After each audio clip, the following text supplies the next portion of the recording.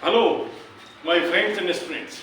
Again, I welcome you from Namsai. You can say it over that old market, adjacent to government secondary school.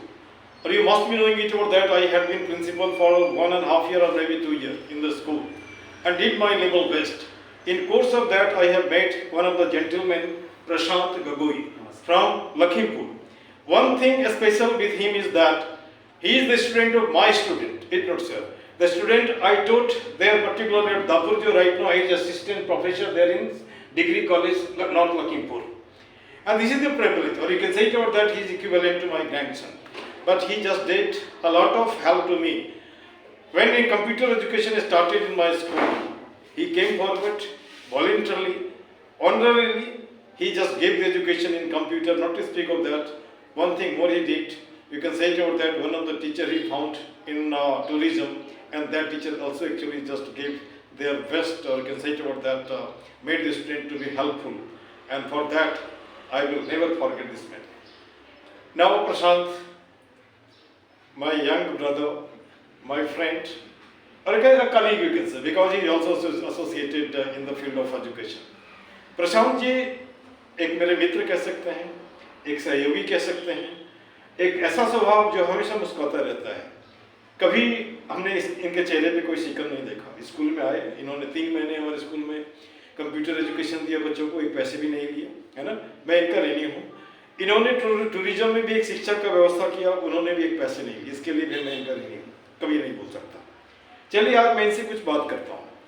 ये एक institution चलाते हैं जिसका नाम है नाइस, और इसको फुल फॉर्म इसका कह सकते हैं national institute of computer education. इनका अलग अलग कोर्स होता है, और साथ साथ ये कोचिंग भी चलाते हैं। इनके कोचिंग में भी मैंने कुछ दिन पढ़ाया, और समय चूँकि कम और आना जाना लगा, और अब मैं दापुरजो में कुछ दिन का नामसाई में कुछ दिन का मेहमान हूँ। चलो मैं इनसे थोड़ा वार्तालाप कर लेता हूँ। आज का एक एज जिसे पढ़ना आता लिखना आता है, लेकिन कंप्यूटर एजुकेशन नहीं आता है, तो कहा जाता है कि वह आदमी पूरा अच्छे से पढ़ा लिखा नहीं है। इस विषय में प्रशांत जी आप क्या कहना चाहेंगे? पहले तो नमस्कार सभी को, सर को भी धन्यवाद, क्योंकि सर ने जितना बोला है उतना तो बहुत कम है। सर मेरे लिए बहुत सर ने बहुत ज़्यादा ही बोल दिया सर। कोई बात नहीं। सर ने एक सवाल किया है, जैसे कि जिसको कंप्यूटर नहीं आता है या नहीं जानता है ना, वो दूसरा फील्ड में जाके नहीं, आज के इलाके में वह उसको पढ़ा लिखा नहीं माना जाता है, क्योंकि पढ़ना लिखना लेटर का पीरियड चला गया, लिखने का पीरियड चला गया, सब कुछ लोग कंप्यूटर से करते हैं, है ना। अगर आपको नहीं जानते हैं तो कहीं ना कहीं आप अपने आप को पंगु महसूस करते हैं, और हेल्पलेस महसूस करते हैं, और हैंडीकैप महसूस करते हैं। ये हुआ है टेक्नोलॉजी का डेवलप के लिए। अभी पूरा वर्ल्ड में टेक्नोलॉजी का बहुत सारा डेवलप हुआ है, और सभी सेक्टर में टेक्नोलॉजी को यूज़ किया गया है। इसीलिए यूज़ किया है ताकि मतलब काम ज़्यादा हो, और कम फोर्स में मैन पावर कम लगे, और ज़्यादा काम हो कम टाइम में। इसके लिए टेक्नोलॉजी को यूज़ किया ऑफिस सेक्टर में, एजुकेशन सेक्टर में, या स्कूल्स कॉलेजेस, है ना, सभी जगह पे। वोटिंग सेक्टर से लेके, इलेक्शन सेक्टर से लेके एजुकेशन सेक्टर, हर जगह पे है। तो इसमें कहीं ना कहीं में वही एक सवाल है कि जो सीनियर वर्कर्स लोग हैं या एम्प्लॉइज है, उन लोगों को थोड़ा तकलीफ होता है जो टेक्नोलॉजी को साथ में लेके नहीं गया। और सर ने लेके गया है, सर ने थोड़ा मोड़ा सिखाया है, हम भी उसको दिया है जितना हो सके, है ना। तो सर को हम ऐसा नहीं बोल सकते, सर थोड़ा मोड़ा जान जाता है, कुछ भी अपना काम जो है। मेन बात है जो खुद का काम है ऑफिस का, वो जानना जो बेसिक है, और इसीलिए हम लोग सिखाता हूँ। बहुत एम्प्लॉइज आता है पहले जो मतलब कंप्यूटर नहीं सीखा है, और ये शर्म की बात नहीं है कि मुझे नहीं आता है, मैं नहीं सीखूंगा, मैं कोई ऑफिसर हूँ या मेरा एक रेपुटेशन है, वो बात नहीं है। नॉलेज को साथ में लेके जाना, ये और सबसे बड़ा बात है। शिक्षा का कोई अंत नहीं है, जहाँ से शुरू करिए, जब तक आँख दिखता है, हाथ पैर काम करता है, तब तक आप इसे सीख सकते हैं। लेकिन इसमें एक इच्छा शक्ति होनी चाहिए, इच्छा शक्ति नहीं होने से नहीं होगा, है ना। जैसे मुझे कहा इसका फोन का कोई ABC भी नहीं जानता था, समय ने सिखा दिया, आज मैं कविता भी लिखता हूँ, सब कुछ करता हूँ, और ढेर सारे लोग भी जुड़े हुए हैं।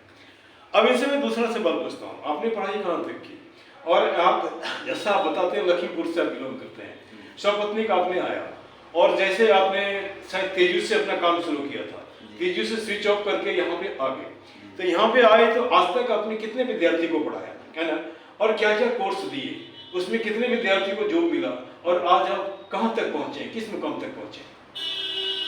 सर ये बहुत लंबा स्टोरी कोई बात नहीं, ब्रीफ में बता दीजिए। हम छोटा मोटा बता रहा हूँ आपको। जिससे मैंने ग्रेजुएशन किया डिब्रूगढ़ यूनिवर्सिटी, मेरा नॉर्थ लखीमपुर कॉलेज है। उसके बाद उसी के साथ साथ हम लोग कंप्यूटर को भी साथ में लेके जा रहा था। तो 2 साल जैसा मैंने कोचिंग भी किया। अच्छा। इसका कोर्स होता है, डिप्लोमा होता है, एडवांस डिप्लोमा होता है, पोस्ट ग्रेजुएशन। फिर मैंने MARD में भी किया था, मास्टर इन रूरल डेवलपमेंट। हाँ, तो वो करके 2012 में हम लोग तेजू में आया। अच्छा। एज ए एम्प्लॉई आया था इंस्टीट्यूट का। तेजू में आके हम लोग ठडाई बोल के इंस्टीट्यूशन था, वो उसको चलाया। फिर उसी में 3 साल करने के बाद फिर हम लोगों ने पार्टनरशिप में दूसरा एक इंस्टीट्यूट अपना शुरू किया, जो national institute of computer education NIC होता है। वहाँ पे thousands of student including IGG college, Indira Gandhi government college, उसमें कंप्यूटराइज अकाउंटिंग, वहाँ पे भी 2 साल कम से कम पढ़ाया थोड़ा मोड़ा। Tally account, computerise accounting Tally बोलते हैं। उसके बाद फिर नामसाई आया। नामसाई 2019 आया, लेकिन उस टाइम में कोरोना था। तो कोरोना में टाइम में हम लोग का सेंटर इंस्टीट्यूट सेटअप नहीं था, होने से भी उसको रेस्ट्रिक्शंस था। तो हम लोगों ने क्या किया, घर घर में जाके शुरू किया। वो कैसे किया, ऑनलाइन पढ़ाई शुरू किया। और उसी हिसाब से शुरू करके अभी लगभग 300 स्टूडेंट नामसाई में भी हो गया। ये सिर्फ मैं एनरोल वाला बोल रहा हूँ, जो फ्री ऑफ कॉस्ट हम लोग पढ़ाता हूँ हर साल, उसको हम नहीं पकड़ रहा। उसको पकड़ने से लगभग 500, लेकिन उनको भी बता दीजिए फ्री कुछ भी नहीं होता है ना। और उसमें से अभी बहुत जन नामसाई में तो अभी ज़्यादा नहीं हुआ है। कोई गया है कंप्यूटर असिस्टेंट एज बाहर गया है ना, और कोई ग्रेजुएशन कर रहा है, और कोई DC ऑफिस में as a office assistant computer operator Namsai district office में। और तेजू में भी है, जैसे आपका तेजू डिस्ट्रिक्ट एडमिनिस्ट्रेटिव वहाँ पे है ना। और मेरा पढ़ाया हुआ लास्ट जो BCom पढ़ाया था कंप्यूटराइज अकाउंटिंग, वो अभी मैनेजर है जयपुर ब्रांच का SBI का। ऐसे और बहुत कुछ है, लेकिन सबका इंफॉर्मेशन नहीं है मेरे पास। ये सबको रहता भी नहीं। जैसे हमने लाखों विद्यार्थी को पढ़ाया, कौन कहाँ है नहीं बताने है ना, लेकिन कभी मिल जाते हैं, मिल जाने के बाद बात होती है, फिर लगता है कि हमने जो किया हो जो कर सका। हाँ, वही वो लोग खुद फोन करता है। कभी अचानक से एक दिन 9:30 ऐसे वो फोन किया, सर आप थे? हम बोला हम तेजू में तो नहीं है, नामसाई में है। तो वो खुद ने बताया कि मैं ऐसे अभी यहाँ पे हूँ। तब अच्छा लगता है, सुन के भी अच्छा लगता है। अच्छा, अब आप किस तरह के कोर्सेज देते हैं यहाँ पे? क्या उसका क्या चार्जेस हैं और कब तक होता है? कौन उसमें ज्वाइन कर सकते हैं? उसके लिए कोई एजुकेशन रखा है? जी, एलिजिबिलिटी है, सभी कोर्स का एलिजिबल होता है। जैसे हम लोग छोटा बच्चा को जो पढ़ाता है वो बेसिक कंप्यूटर देता है, जिसका कोई एलिजिबल नहीं होता है क्लास 5 से लेके। अच्छा। कोई भी है ना, एनी लेवल बोलता है उसको, कोई भी लेवल का स्टूडेंट या पेरेंट्स हो, गार्जियन हो, कोई भी कर सकता है। उसके बाद बाकी जो डिप्लोमा कोर्सेस है उसके लिए 10th पास होना चाहिए, क्लास 10 बहुत अच्छा वो होना ही चाहिए कंपलसरी। और उसके उसी हिसाब से जैसे कि ग्रेजुएशन कोर्स जैसे कि PGDC है, पोस्ट ग्रेजुएशन कंप्यूटर एप्लीकेशन, उसके लिए ग्रेजुएशन कंपलसरी है। विदाउट ग्रेजुएशन वो कोर्स नहीं कर सकता है कोई भी। और बाकी 10th और 12th का जो डिप्लोमा कोर्सेस है 6 मंथ का वो एलिजिबल है, या 12th का 1 ईयर एडवांस डिप्लोमा एलिजिबल है, उस टाइप से कोर्स होता है।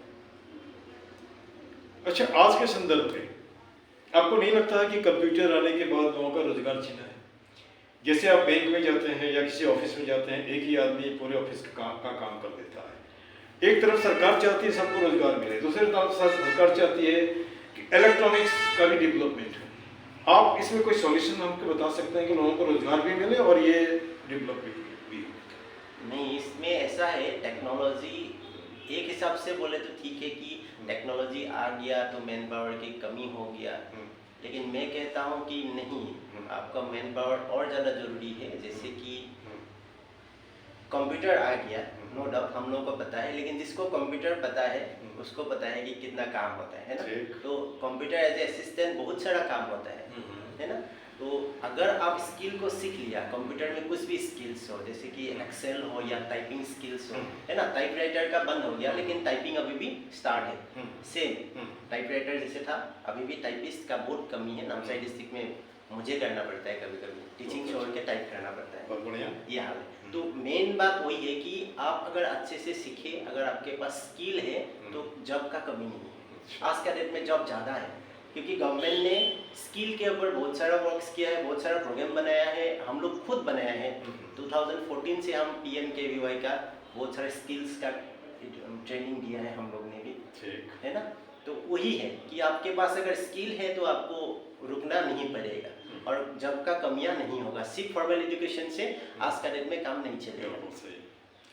अब एक सवाल उठता है, पहले रोबोट से लोग परेशान थे, है ना, आज आर्टिफिशियल इंटेलिजेंस से परेशान है। क्या सॉल्यूशन है आपके पास?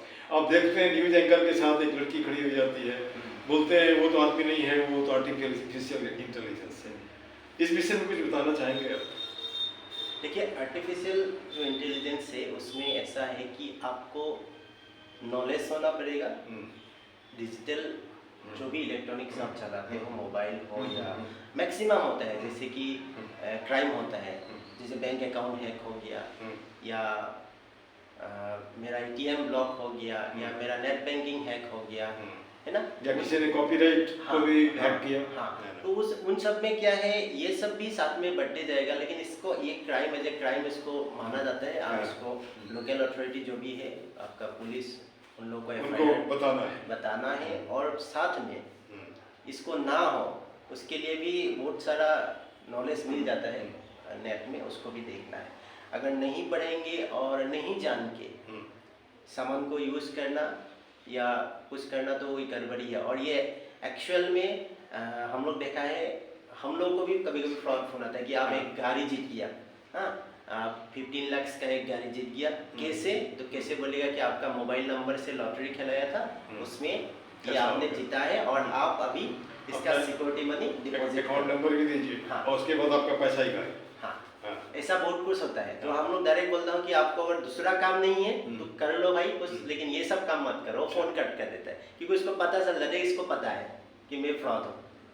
बहुत कभी कभी गाली भी मार देता हूँ हम लोग। तो वही करना है और OTP किसी को शेयर नहीं करना है। जो भी OTP हो, आपका आधार कार्ड OTP हो या बैंक OTP हो, और ATM एक्टिवेशन डीएक्टिव हो गया, हम लोग कोई बैंक वाला ATM एक्टिवेट करने के लिए आपको फोन नहीं करेगा। वही है, सतर्क रहना है। एक सवाल और मैं पूछना चाहता हूँ। जी सर। अभी आपने देखा है कि आम आदमी यूट्यूबर बनते जा रहे हैं। जी सर। शायद एक क्रेज है कि यूट्यूब वाले पैसा देंगे, ठीक है ना। अब यहाँ पे एक सवाल उठता है, जिस आदमी को वीडियो एडिटिंग नहीं आता है वो तो बेचारा सीधा वीडियो बनाता है ना। तो अगर जैसे मान लीजिए हमारे तरह कोई सिफर, जैसे मैं तो बता रहा हूँ कि मैं 14वीं सदी का हूँ, कहने का मतलब है कि इसको अच्छे से नहीं ऑपरेट कर पाता हूँ। वीडियो तो बनाता हूँ, जैसे अभी भी बना रहा हूँ। तो जैसे कभी कभी होता है ऐसा कि मैं बोल रहा हूँ तो लिखा आता है ना। तो वो किस तरह लोग उसको कितने दिन में सीख लेगा अगर वो सीखना चाहेगा वीडियो एडिटिंग को? वीडियो एडिटिंग कोर्स जो है वो आपका 1 मंथ to 3 मंथ ऐसा भी है, लेकिन 6 मंथ ग्रेजुएशन में। वेरी गुड, है ना। तो उसका वीडियो एडिटिंग एंड एनिमेशंस वो डिप्लोमा या ग्रेजुएशन लेवल तक होता है उसका। लेकिन नॉर्मली एक आदमी अगर सीखे तो विद इन 1 मंथ या 15 डेज में भी सीख सकता है। अच्छा। लेकिन वही है, वीडियो एडिटिंग आपको अलग अलग सॉफ्टवेयर प्रोवाइड होता है आजकल प्ले स्टोर में, तो उससे भी आप एडिट कर सकते हो। और नहीं भी करने से आप चलेगा, कोई दिक्कत नहीं है। ऐसा ये नहीं है कि आप जो बोल रहे हो वही आप अच्छे से बोलेंगे तो उसको एडिटिंग करने की जरूरी नहीं है। हाँ, और ब्लैक एंड व्हाइट भी चल रहा है और रंगीन भी चल रहा है, लेकिन उसमें कंटेंट होनी चाहिए, मटेरियल होनी चाहिए। वो नहीं होगा तो नहीं होगा। हाँ, वही बात है। एक लास्ट सवाल और आपसे मैं पूछना चाह रहा हूँ, जैसे अभी जो लोग हो गए चाहे जो भी हो, ये कंप्यूटर या ये फोन आने के बाद लोगों के संबंध में फर्क पड़ा है। जैसे कहीं किसी के घर में जाए, दो बात होती नहीं कि लोग अपना मोबाइल लेके बैठ जाते हैं, अगला जो होस्ट है वो भी और जो गेस्ट है वो भी।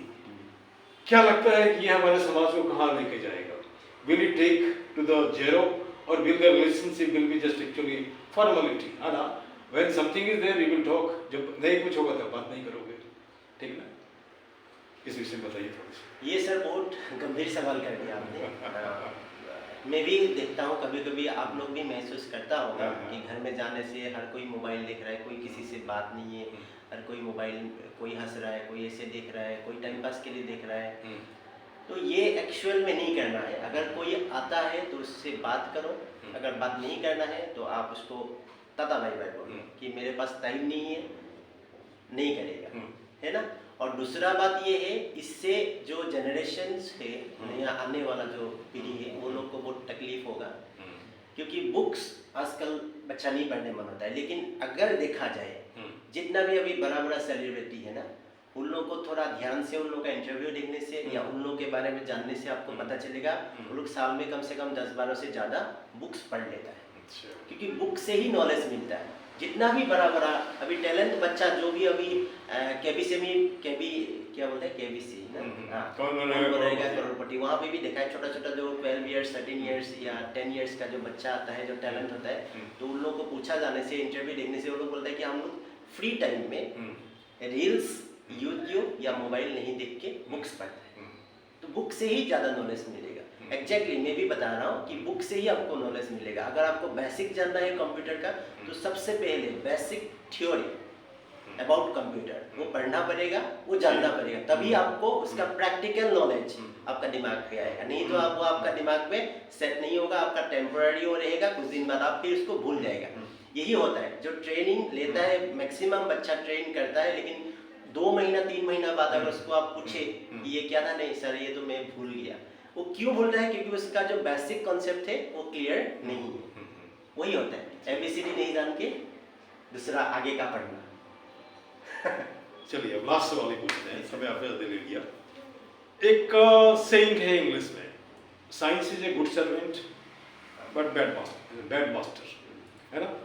अब यहाँ पर सवाल उठता है कि साइंस का ही ये देन है, कंप्यूटर है चाहे जो भी है, अगर इसको हम सर्वेंट बना के रखते हैं तो हमारे लिए फायदा हो जाता है।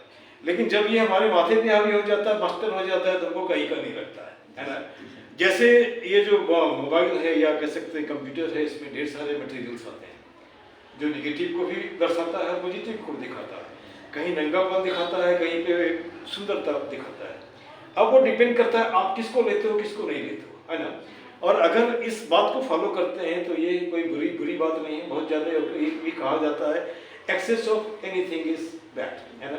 किसी भी चीज़ का अति बहुत खराब होता है, चाहे वो आप जिस ओर में जाइए तो उसको बैलेंस बना के चलिए। पूरा का पूरा निगेटिव भी नहीं होगा, पूरा का पूरा पॉजिटिव भी नहीं होगा, बैलेंस होना चाहिए। इस विषय में अगर ये हमारा मोबाइल आता है या कंप्यूटर आता है, वो कहाँ तक योगदान देता है।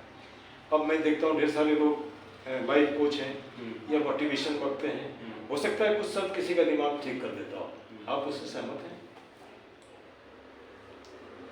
सहमत ऐसा है कि टेक्नोलॉजी हो या खाना हो, खाना भी ज़्यादा खाने से तकलीफ है। अगर आप पेट खराब होगा, सर ने जो बोला है जैसे कि शुगर भी आप ज़्यादा खा लेंगे तो बीमार है।